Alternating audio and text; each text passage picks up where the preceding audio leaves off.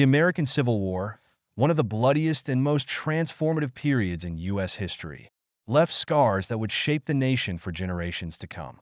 But what happened to those who fought for the Confederacy, the men and women who once stood in fierce opposition to the Union? The war may have ended, but the consequences of their actions echoed for decades, rippling through the nation's politics, culture, and collective memory. As Union forces secured victory in 1865, the fate of the Confederates became a pressing issue. How would a nation, divided by blood and ideology, heal? And more importantly, what role would the former Confederates play in the newly reunited country?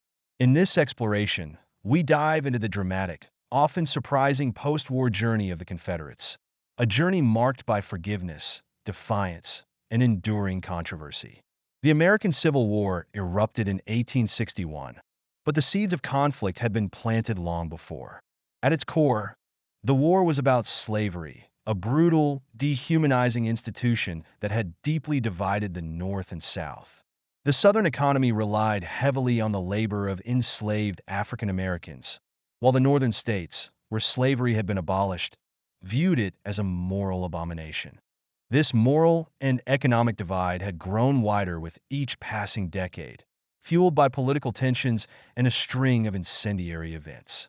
The Kansas-Nebraska Act of 1854, which allowed new territories to decide for themselves whether to permit slavery, led to violent clashes between pro-slavery and anti-slavery factions, a precursor to the all-out war that was to come. In 1860, the election of Abraham Lincoln as president was the final straw for many Southern states. Lincoln, a staunch opponent of slavery's expansion, was seen as an existential threat to the Southern way of life. The Southern states, fearing that their political and economic interests were under attack, began to secede from the Union. They formed the Confederate States of America, a government built on the preservation of slavery. The Union, however, was determined to maintain its integrity, and when Confederate forces fired on Fort Sumter in April 1861, the Civil War officially began. The war raged for 4 long years, with over 600,000 soldiers perishing in battles that spanned from the hills of Virginia to the deserts of Arizona. It was a war of attrition, with both sides suffering heavy losses.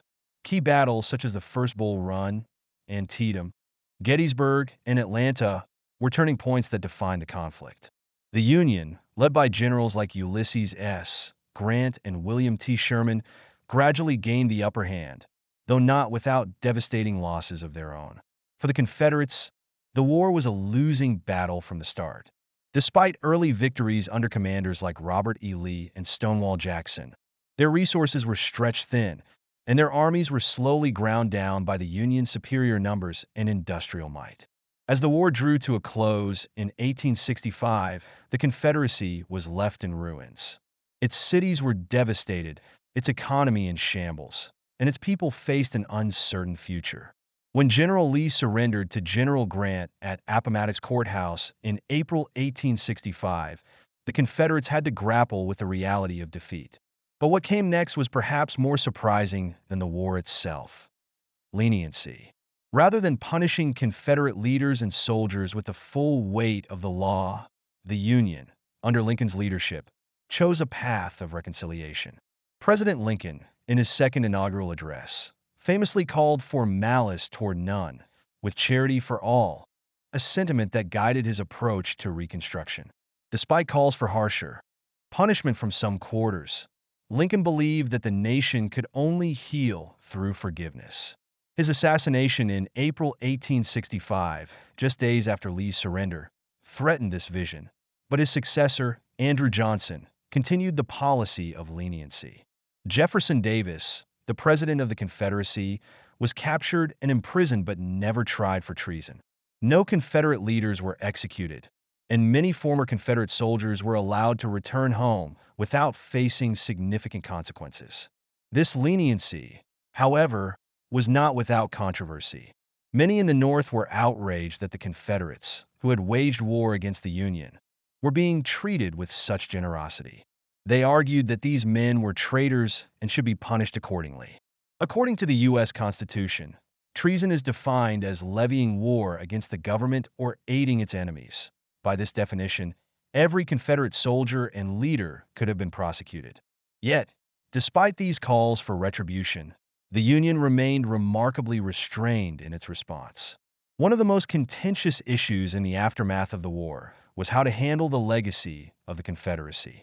Confederate symbols, monuments, and the ideology of the lost cause would become sources of debate and division for decades to come. The lost cause narrative, which romanticized the Confederacy and portrayed its leaders as noble figures fighting for states' rights rather than the preservation of slavery, took root in Southern culture. Monuments to Confederate generals and soldiers were erected across the South, and these symbols became a rallying point for those who resisted the changes brought about by the war, particularly the end of slavery. The debate over these symbols and their place in American society has continued to this day. In recent years, there has been a growing movement to remove Confederate monuments from public spaces, as many see them as glorifying a racist past. Others, however, argue that these monuments are a part of Southern heritage and should be preserved. The debate has sparked protests, counter-protests, and even violence, as seen in the 2017 rally in Charlottesville, Virginia, where white supremacists gathered to oppose the removal of a statue of Robert E. Lee. The post-war period, known as Reconstruction, was marked by both progress and setbacks. On the one hand, the abolition of slavery and the passage of the 13th, 14th, and 15th Amendments were monumental achievements that fundamentally reshaped American society. African Americans, who had been enslaved for generations, were now free citizens with the right to vote and participate in the political process. However, the reality of Reconstruction was far more complex. White Southerners, particularly those who had supported the Confederacy, resisted these changes at every turn. The rise of white supremacist groups like the Ku Klux Klan, which used violence and intimidation to suppress black political participation, was a stark reminder that the battle for equality was far from over. The legacy of the Confederacy and the Civil War continues to shape American politics and culture. The war may have ended in 1865, but its impact is still felt today, particularly in debates over race, equality, and the meaning of American history. As we reflect on the fate of the Confederates after the war, we must also consider the broader implications of their defeat and the lessons that can be drawn from this pivotal moment in American history. In the end, the Confederates faced a complex and often contradictory legacy. They were, in many ways, spared the full wrath of their victors, but their cause was forever tarnished by its association with slavery and rebellion. As the nation moved forward, the Confederates were forced to adapt to a new reality, one in which their old way of life was gone, but their influence, for better or worse, would continue to be felt for generations. This legacy, like the Civil War itself, is one of struggle, division, and ultimately, a search for unity in the face of unimaginable loss. The aftermath of the American Civil War, one of the most defining moments in the nation's history, brought about a complex set of challenges and consequences that deeply affected the South, its people, and the very fabric of the country. As the dust settled after 4 years of brutal fighting, the question of loyalty, treason, and the treatment of those who had taken up arms against the Union loomed large. Without the modern government bureaucracies like the FBI or the Department of Homeland Security to manage domestic threats, a sense of urgency and confusion reigned over how to address perceived disloyalty. This lack of clear authority allowed for extreme measures in dealing with those who were viewed as traitors or sympathizers of the Confederacy. The lines between loyalty and treason were often blurry, and even basic questions, such as whether federal, state, or local governments had the right to make arrests, were hotly debated. It wasn't always clear what actions were truly treasonous. Obviously, spying or sabotage was treason, but what about publicly criticizing President Abraham Lincoln or trading goods with individuals in rebel states? Would these acts be considered giving aid and comfort to the enemy? The North struggled with these questions as the war raged on. A joint congressional committee was formed to investigate Union generals accused of being too lenient with Confederate rebels, while military commanders often took matters into their own hands, arresting civilians for speaking out against the war or for expressing sympathy for the South. Words, whether spoken or written, became a weapon, and disloyalty was often measured by one's speech. For example, cheering for Jefferson Davis, the president of the Confederacy, or aiding Union deserters, even passively, could result in arrest. Historian William A. Blair provides a detailed look into how these cases were handled, showing that although there was widespread desire among Northerners to prosecute traitors, the actual punishments were surprisingly lenient. None of these disloyal citizens faced execution. Confederate soldiers, including high-ranking officers, were generally paroled after the war and faced no formal charges of treason. This lenient approach might seem surprising given the intense animosity between the North and South, but Northerners took a pragmatic view. They understood that trying thousands of Southerners for treason in regions where sympathetic juries were unlikely to convict would be an exercise in futility. Moreover, continually pushing for treason trials would only hinder the more pressing task of rebuilding a shattered nation. Ironically, this leniency allowed Confederate leaders like General Robert E. Lee to become revered figures in later generations of Americans, particularly in the South. General George Thomas, a Union commander, observed in 1868 that the crime of treason was, in many cases, being varnished with a counterfeit patriotism, ensuring that the instigators of the rebellion were remembered alongside those who had defended the Union. One of the more overlooked aspects of post-Civil War history is the fate of the many Confederate refugees who fled the United States, seeking new lives in foreign lands. With the South in economic ruin and the prospect of life under federal rule unappealing to some, these displaced individuals sought refuge in countries like Brazil, Mexico, and British Honduras, modern-day Belize. Brazil, in particular, became a popular destination due to its legal slavery at the time and its vast fertile lands. Between 1865 and 1885, as many as 20,000 Americans emigrated to Brazil, forming Confederate colonies and, in some cases, even adopting Brazilian citizenship. Smaller numbers of Confederate immigrants also settled in Mexico and British Honduras. These expatriates faced a host of challenges in their new homes, from cultural and language barriers to the struggle of maintaining their Southern identity in foreign lands. Yet, they managed to establish thriving communities, organizing themselves based on their state of origin or military unit.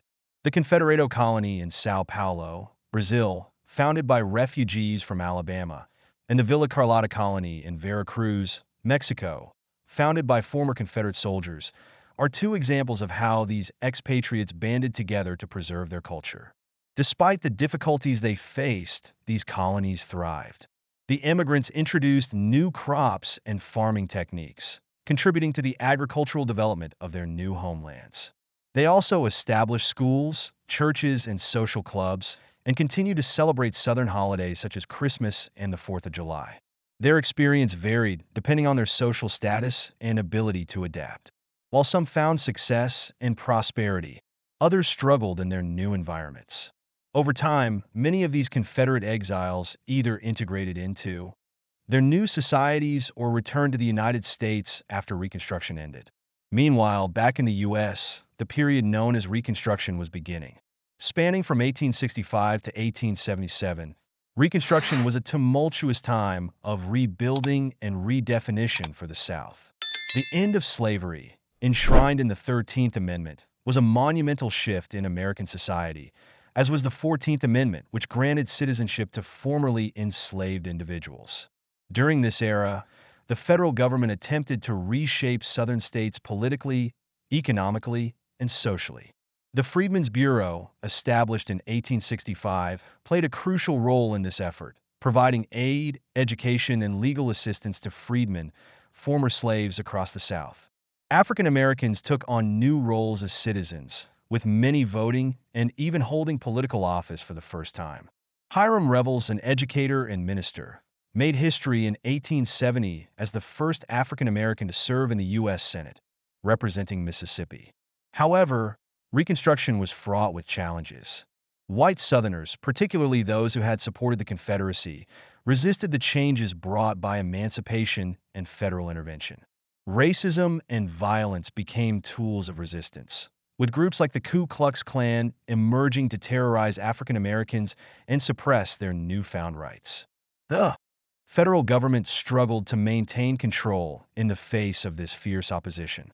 By the mid-1870s, support for Reconstruction waned in the North, and the federal government began to withdraw troops from the South, leaving African Americans vulnerable to the rising tide of white supremacy. Reconstruction ended in 1877, but its legacy, like that of the Confederacy, continued to shape the South and the nation at large. The period known as Redemption followed, during which white Democrats regained political control of the South, reversing many of the gains made by African Americans during Reconstruction. This era saw the rise of Jim Crow laws, which enforced racial segregation and disenfranchised African Americans for nearly a century. The Civil War, its causes, and its aftermath remain topics of debate and reflection in American society. The leniency shown to Confederate soldiers and leaders allowed them to re-enter public life with minimal repercussions, a fact that has fueled ongoing debates about how the Confederacy is remembered.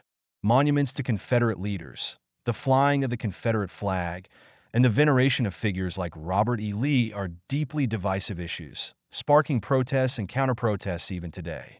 In conclusion, the legacy of the Confederates after the American Civil War is one of complexity and contradiction. While they faced defeat on the battlefield, they were not subjected to the harsh punishments many in the North had anticipated.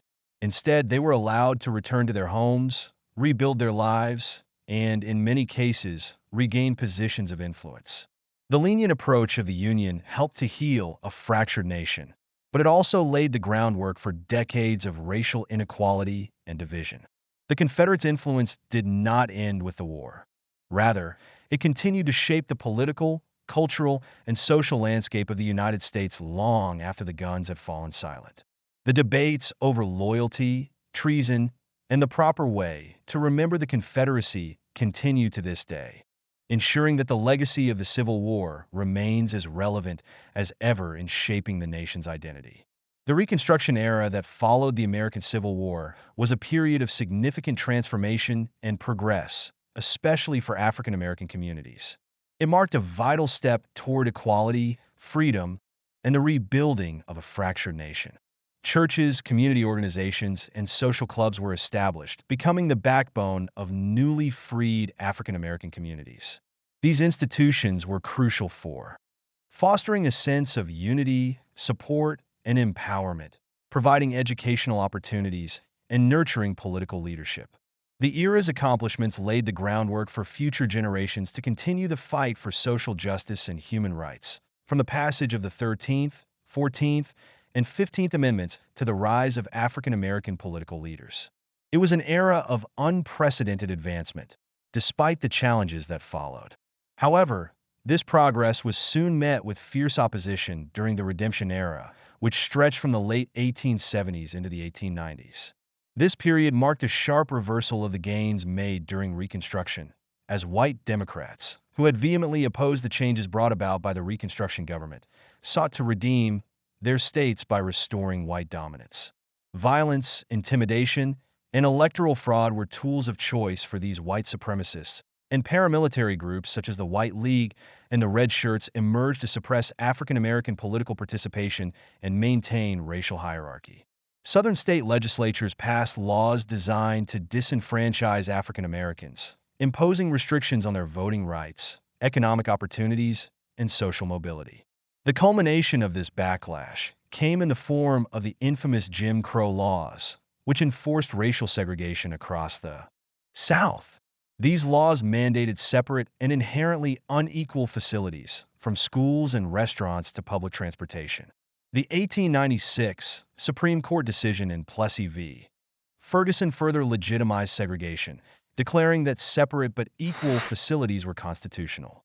This ruling cemented the Redemption era's legacy and entrenched systemic racism and inequality that would plague the United States for decades to come. The devastating rollback of Reconstruction's progress served as a stark reminder that the fight for racial justice and equality in America would be long and arduous.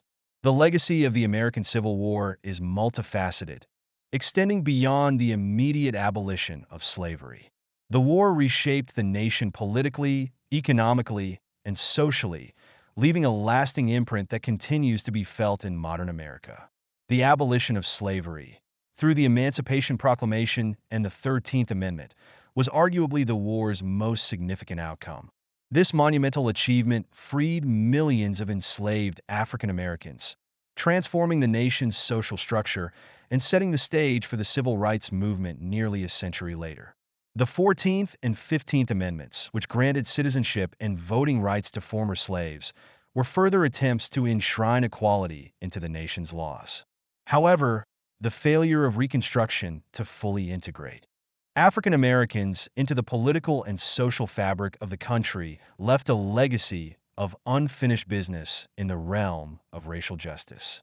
The Civil War also solidified the United States as a unified nation, resolving the question of states' rights versus federal authority.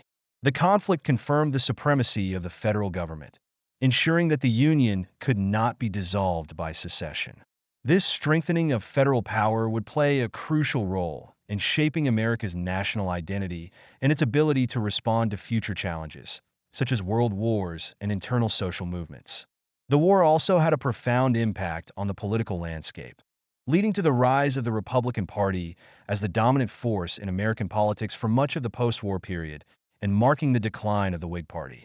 Economically, the Civil War was a catalyst for transformation. The war devastated the infrastructure and economy of the South, which had relied heavily on slave labor and agriculture. In contrast, the North's economy, driven by industrialization and manufacturing, emerged stronger than ever. The federal government expanded its role in the economy, creating a national banking system and encouraging the development of new technologies, many of which had been accelerated by the demands of the war effort. Culturally, the Civil War left an indelible mark on American society, inspiring literature, art, music, and film. Works like Margaret Mitchell's Gone with the Wind and Alex Haley's Roots have shaped public perceptions of the war and its legacy, while countless songs, poems, and artworks have immortalized the heroism and tragedy of the conflict. The Civil War remains a central theme in American cultural memory, with its impact still evident in contemporary debates over the legacy of Confederate monuments, the Confederate flag, and ongoing discussions about systemic racism and inequality. As we conclude our exploration of the Confederates' fate after the American Civil War, we find ourselves grappling with the complexities that continue to shape our understanding of this pivotal moment in history. The harsh realities of defeat, punishment, and the uncertain future faced by former Confederates are mirrored by the ongoing debates about how we should remember this era. The legacy of the Confederacy, its symbols, and its ideology have become flashpoints in American culture, sparking protests and prompting difficult conversations about race, history, and national identity. Yet, alongside these challenges, we have seen moments of redemption and forgiveness, both for individuals and for the nation as a whole. The leniency shown to Confederate soldiers and leaders after the war, while controversial at the time, allowed for a fragile process of reconciliation to begin. Former Confederates, including figures like Robert E. Lee, were able to reintegrate into American society, and their legacy, particularly in the South, has been a subject of romanticized myth-making as well as critical reappraisal. In reflecting on the stories and events we've uncovered, we are reminded of the importance of understanding our shared history, even when it is difficult or uncomfortable. The Civil War, Reconstruction, and Redemption are not just chapters in a textbook. They are ongoing struggles that continue to influence the United States today.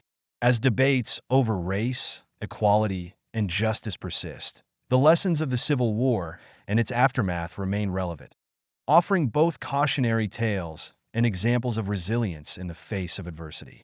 Thank you for joining us on this journey through one of the most transformative periods in American history. The Civil War's legacy, with its profound impact on every aspect of American life, continues to resonate, reminding us of the importance of confronting our past to better understand our present and shape our future. Please share your thoughts in the comments, and don't forget to like and subscribe for more in-depth explorations of history.